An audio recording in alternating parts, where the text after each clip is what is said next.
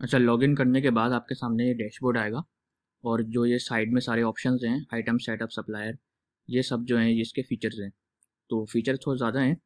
मैं चाह रहा हूँ कि वीडियो बहुत लंबी भी ना हो, तो मैं जो मेन इसके फीचर्स हैं, जो एक्चुअल काम जिसके साथ होता है, वो आपको मैं इसको एक्सप्लेन कर दूँ ज़रा। बाकी की चीज़ें जो है वो फिर छोटी सी उसमें वीडियो में या फिर अलग से समझ लेंगे। सबसे पहले तो हमें जाना होगा आइटम सेटअप में, क्योंकि बिज़नेस स्टार्ट करने से पहले हमें इस सिस्टम को ये बताना है कि हम कौन से आइटम यूज़ करते हैं, किस तरह के आइटम, कौन से हमारे रॉ मटेरियल हैं, कौन से हमारे फिनिश मटेरियल हैं, फिनिश आइटम जो हमें सेल करने हैं कस्टमर को आगे, और और वो फिनिश आइटम जो है वो किन रॉ मटेरियल से मिल के बनता है, कितनी कितनी क्वांटिटी डलती है तो एक एक फिनिश आइटम बनता है। तो हम ये पूरा इसको समझा दें ताकि ये आगे फिर उसी हिसाब से आगे काम होगा। तो मैं जब जाता हूँ आइटम सेटअप के अंदर, थोड़ा सा और एक्सप्लेन मैं कर दूं कि अभी मुझे आइडिया नहीं है कि आपने किस तरह के आइटम्स पे इसको यूज़ करेंगे मैन्युफैक्चरिंग या पैकिंग के लिए। तो मैं एक जर्नल आइटम ले लेता हूँ खजूर का। तो मैं सोचता हूँ कि भाई मेरा जो अभी मैं सॉफ्टवेयर यूज़ कर रहा हूँ, तो मैं जो ना वो खजूर सेल करता हूँ, आधा किलो वाली और 1 किलो वाली। और उसमें प्लास्टिक बॉक्स होता है, एक स्टिकर होता है, और बाकी जो असल जो आइटम है वो खजूर का आइटम है, वो मैं करता हूँ। मैं उसके लिए साथ बना लेता हूँ, फिर आप उसको अपने हिसाब से जो है ना आइटम्स वगैरह ऐड करके उसको यूज़ कर लीजिएगा। आपको एटलीस्ट इससे कॉन्सेप्ट हो जाएगा कि सॉफ्टवेयर किस तरह जो है ना वो काम करता है। तो मैं ऐड न्यू आइटम करता हूँ। अब मुझे पता है कि सबसे पहले तो अ, असल चीज़ तो डेट्स है, ठीक है। तो अभी इसमें केजी या यूनिट का नहीं है, लेकिन मैं क्या करता हूँ कि इसमें क्वांटिटी होती है, तो मैं इसको केजी में ही चला रहा हूँ हर चीज़ को इस सिस्टम के अंदर। और अगर एमएल में है तो आप एमएल लिख दें उसके नाम के आगे, तो नाम के आगे उसका यूनिट हो जाएगा, उसी यूनिट में ही जो है ना सब सब चीज़ें आगे प्रोसेस होंगी। तो मैं किलो के हिसाब से डेट्स का जो है ना वो मैनेज करता हूँ। तो डेट्स केजी कर लिया, आइटम टाइप मैंने कहा ये रॉ मटेरियल है, और इसके बाद इसका हाउ मच वेट वगैरह चीज़ें वगैरह ये ऑप्शनल है सारी। तो ऊपर की चीज़ें मेन चीज़ें उस पर काम करते हैं अभी, ताकि कॉम्प्लेक्सिटी ज़्यादा ना हो, ठीक है। उसके अलावा जो है वो रॉ मटेरियल एक प्लास्टिक बॉक्स होता है, जो 500 ग्राम वाला भी है और 1 किलो वाला भी है, क्योंकि मैं दोनों पीस बनाऊंगा इसके अंदर। तो ये भी एक रॉ मटेरियल है, उसको मैंने सेव कर दिया। और एक प्लास्टिक बॉक्स 1 kg वाला, इसका भी रॉ मटेरियल मैंने बना के सेव कर लिया। अभी मैं सिस्टम को बता रहा हूँ कि भाई मैं क्या क्या काम करता हूँ, उसको पता चल गया भाई 3 आइटम तो ये रॉ मटेरियल इनके पास है। एक चीज़ जो है ना वो है स्टिकर। हाँ, स्टिकर भी लगता है ना फिर डब्बे के ऊपर, वो भी मैंने as a raw material add कर लिया। ये तो सारे होगा रॉ मटेरियल। एक्चुअल में ये वो प्रोडक्ट नहीं है जो मुझे कस्टमर को सेल करनी है। मुझे तो सेल करना है 500 वाला डब्बा और 1 किलो वाला खजूर का डब्बा। तो वो मैं उसका नाम रखूँगा, वो जो एक्चुअल में बिल पे शो भी होगा। तो मैं उसको ऐसे नाम रख देता हूँ, बिल पे भी यही नाम शो होगा, डेट्स 5 ग्राम 500 ग्राम बॉक्स। ये है फिनिश प्रोडक्ट, सेलिंग आइटम है, ठीक है। और ये दो चेक बॉक्स मैं आपको बाद में एक्सप्लेन कर दूंगा, ये मेन चीज़ नहीं है।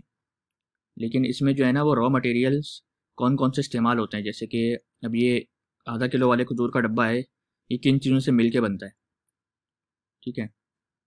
को रिफ़्रेश करना था। तो अब मैं यहाँ पे एक्सप्लेन कर रहा हूँ कि ये जो 500 ग्राम वाला डब्बा है, इसमें डेट्स इस्तेमाल होती है केजी के हिसाब से, तो 0.5 क्वान्टिटी डेट्स केजी। और प्लास्टिक का आधा किलो वाला डब्बा जो है वो एक इस्तेमाल होता है इसके अंदर। सेव हो गया, इसको मैं यहाँ पे एडिट कर लेता हूँ। ऐसे भी इंटर दबाने से सेव हो जाता है, तो इसको मैंने ऐड नहीं किया था, इसको ऐड कर लिया। और एक स्टिकर इस्तेमाल होगा इसके अंदर, ठीक है। तो बेसिकली ये हमने इस तरह से एक प्रोडक्ट अपनी रेडी कर ली है। तो सिस्टम को बता भी दिया है कि भाई हम एक डेट्स आधा किलो वाला डेट्स का बॉक्स है जो एक्चुअल में फिनिश आइटम है, जो कि ये हमारी इनवाइस के अंदर शो हो रहा होगा, हम कस्टमर को ये बेच सकते हैं ये आइटम। और ये किन चीज़ों से मिल के बनता है वो हमने इसको बता दिया, ठीक है। ये टेबल पे बता रहा है, उसको मैं सेव कर लेता हूँ। उस तरह सारे आइटम जो है ना डालने हैं, जो भी आइटम हमें चलाने हैं सिस्टम के अंदर। नेक्स्ट पे जो है ना हमें आना है सप्लायर्स पे, क्योंकि हम लोग ये रॉ मटेरियल ना परचेज करेंगे मार्केट से और फिर बनाएंगे फिर बेचेंगे, तो रॉ मटेरियल तो परचेज ही करेंगे ना कहीं से। तो उसके लिए सप्लायर वगैरह ऐड कर लेते हैं। मैं एक आइटम एक सप्लायर का नाम ऐड कर देता हूँ, कॉन्टैक्ट वगैरह इसका ऑप्शनल है।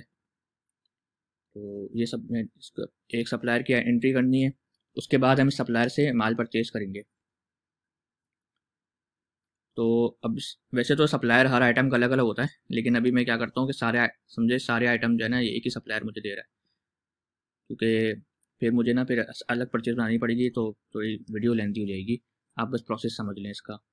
तो मैं इससे जो ना वो समझे 50 किलो खजूर ख़रीद रहा हूँ। मैं 10,000 की ख़रीद ली मिसाल के तौर पे। उसके बाद मैंने इससे प्लास्टिक के 500 ग्राम वाले डब्बे ख़रीद लिए। 1000 कितने के ख़रीदे? 10,000 के ख़रीद लिए। 10 रुपये का एक आ गया। 1 किलो वाले भी ख़रीद लिए।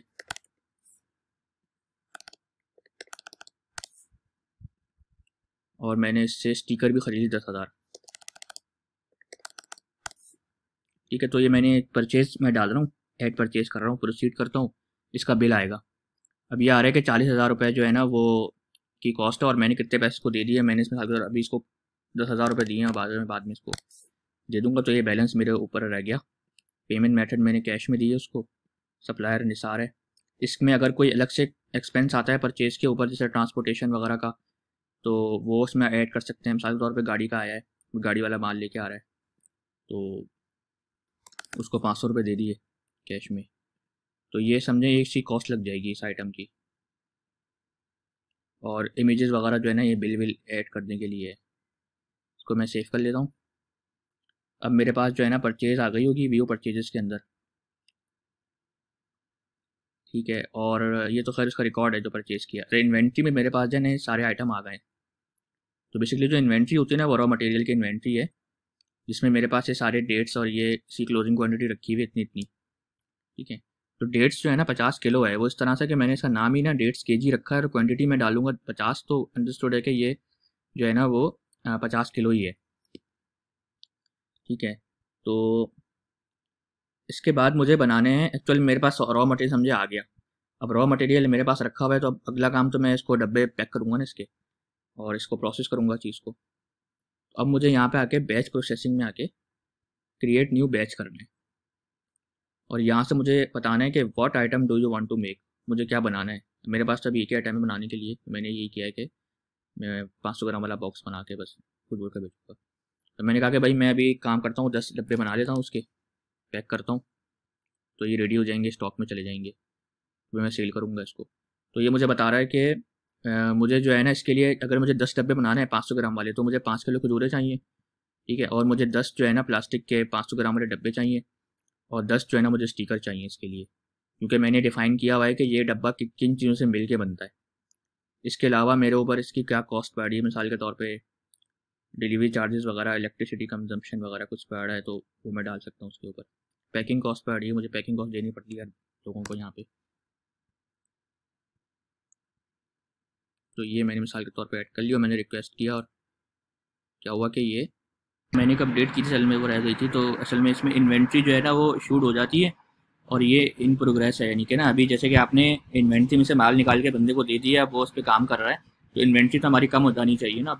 तो एक्चुअल में इन्वेंट्री मैं आपको दिखा देता हूँ, उसमें से आइटम माइनस हो जाएंगे। तो होगा ये कि क्योंकि मैंने वो 5 किलो खजूरें निकाल ली थी उसमें से, और 10 स्टिकर 10 डब्बे निकाल लिए थे, तो ये एक्चुअल में क्लोजिंग क्वान्टिटी से कम रहेगा, क्योंकि हमने निकाल के इन्वेंट्री में से उनको दे दिए हैं वो बनाने के लिए। ठीक है, तो अब ये इन प्रोग्रेस स्टेट होती है, टाइम वगैरह होता है इसके अंदर कि ये किस टाइम में इन प्रोग्रेस हुआ, कितनी देर में, और उसका इसको कंप्लीट कर देते हैं। तो ये हमारा आइटम 10 डब्बे मैंने बना दिए आधा किलो वाले खजूर के। अब ये हुआ है कि इसकी कॉस्ट यहाँ पे आ रही है 117 रुपये मुझे जो है ना इसकी कॉस्ट पड़ रही है। मैं इसका ब्रेक डाउन देखता हूँ तो मुझे पता चलेगा कि भाई 100 रुपये जो है ना मुझे खजूर के पड़ गए, 1 रुपये जो है ना वो उसके शिपिंग चार्जेस के पड़ गए, 1 यूनिट पे आ रहे हैं ये। 10 रुपये प्लास्टिक के हो गए, एक डब्बा था ना आधा किलो वाला प्लास्टिक का, 1 रुपये का स्टिकर था, और 5 रुपये पैकिंग कॉस्ट वाले को दिए, तो मुझे 117 रुपये जो है ना वो इस डब्बे में पड़ रहे हैं आधा किलो वाले खजूर के। ठीक है, तो अब मैं देखता हूँ स्टॉक में ये पैकिंग कॉस्ट से, बस वीडियो लंबी हो जाएगी वरना मैं इसको बाद में समझा दूंगा, ये छोटी मोटी चीज़ें। तो अब मेरे पास स्टॉक में जो है ना एक्चुअली जो मेरे पास अब रखा हुआ आइटम, जो कि अभी कस्टमर आया मैं उसको बेच दूँ या अभी माल निकाल दूँ। ठीक है, तो वो ये आधा किलो वाला डब्बा मेरे पास आइटम इन हो गया, और क्लोजिंग क्वान्टिटी 10 रखी है। अब मैं जाता हूँ कस्टमर्स पे। कस्टमर में कैश सेल तो है ही एक, कस्टमर वगैरह मैं चाहूँ तो ऐड कर लूँ, GT, LMT, जनरल कस्टमर किसी भी तरह के, और नाम देते हैं इसको,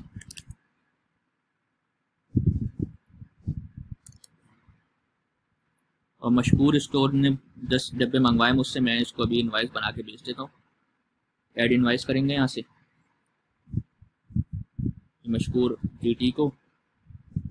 मेरे पास ये आइटम आ रहा है जो कि मैं सेल कर सकता हूँ, इसमें रॉ मटेरियल नहीं आ रही स्टिकर वगैरह, क्योंकि स्टिकर वगैरह तो हमारे अपने इंटरनल है। ये 500 ग्राम वाले डब्बा मैं इसको सेल कर रहा हूँ। या प्राइस मैंने सेट नहीं की थी इसकी, ना प्राइस लिस्ट जो है ना, प्राइस लिस्ट यहाँ से प्राइसेस सेट होती हैं, GMT LMT उनके अलग अलग। तो मैं अभी ऐसी सेल, मुझे पता है इस तरह का बिक रहा है तो मैं इसको 150 का बेच देता हूँ पर यूनिट के हिसाब से, डिस्काउंट ऐड नहीं करते।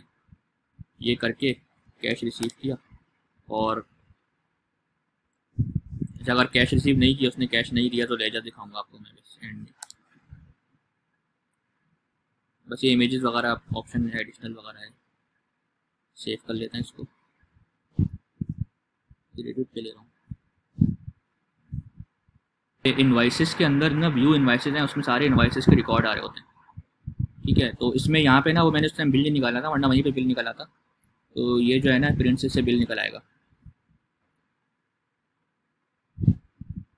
और डैशबोर्ड में आपको दिखा देता हूँ, डैशबोर्ड पे दोनों कस्टमर और सप्लायर के ना बैलेंसेस आते रहते हैं, उसको आप यहीं कहीं रिसीव कर लें। जैसे जैसे वो पैसे देता रहेगा आप यहाँ से रिसीव करते रहें, जैसे जैसे आप पैसे देते रहेंगे निसार को, उसको सप्लायर को, ठीक है। और यहाँ पे आपके पास दोनों इन्वेंट्री और दोनों उसकी रॉ मटेरियल इन्वेंट्री और सेल आइटम दोनों के जो है ना, वो अगर 20 से कम है या जो भी क्रिटिकल लेवल सेट किया हुआ है उससे कम है, तो यहाँ पे बताता रहेगा कि भाई ये आइटम ख़त्म हो रहा है।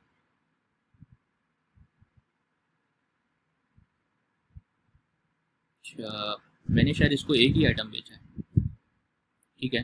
तो उसके बाद ये वेस्टेज है, अगर कुछ वेस्ट होता है, एक्सपेंसेस हैं, ट्रांजेक्शन में आपके पास जो है ना वो हर तरह की जो है ना जो भी कैश इन आउट हो रहा है वो आ रहा होगा। लेजर मैं आपको दिखा देता हूँ फाइनली, बस लेजर में अगर मशहूर का लेजर देखूँ ना, तो इसने एक इनवाइस आई हुई है इसकी 150 की, और पेमेंट रिसीव कोई नहीं है, तो बैलेंस 150 आ रहा है। ऐसी सप्लायर का बैलेंस नहीं है इसके अंदर अभी, कस्टमर लेजर का है, ठीक है। और इसके अलावा रिपोर्ट्स हैं, सारी रिपोर्ट्स निकलती हैं इसके अंदर,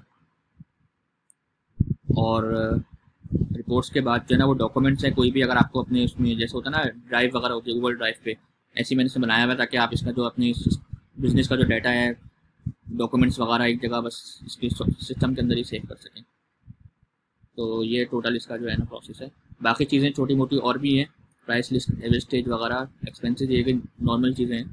तो बाकी कोर चीज़ें जो है ना, पूरा जो प्रोसेस है वो मैंने आपको उसमें बता दिया है, आइटम के आने से तक, बनने से, परचेज बनना उसका, उसके बाद उसको सेल होना, और कस्टमर का लेजर वगैरह जो है देखना, यहाँ तक जो है ना वो